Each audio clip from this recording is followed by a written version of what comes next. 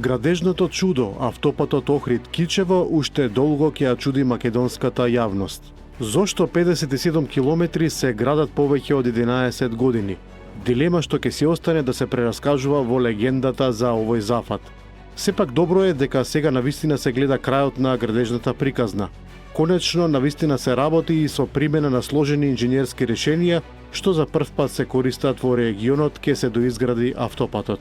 А охрабрувањето дека легендата за градење нема да трае уште 11 години беше и тоа дека во јули годинава беа пуштени во употреба првите 20 километри од автопатот Кичево-Охрид на потегот од Врбјани до Ботун, а во септември и делницата Климештани-Охрид, како уште 17 километри од автопатот Кичево-Охрид. Едноставно, заселеното работење во 2025 година најавува дека до крајот на следната година ќе се возиме по целиот пат.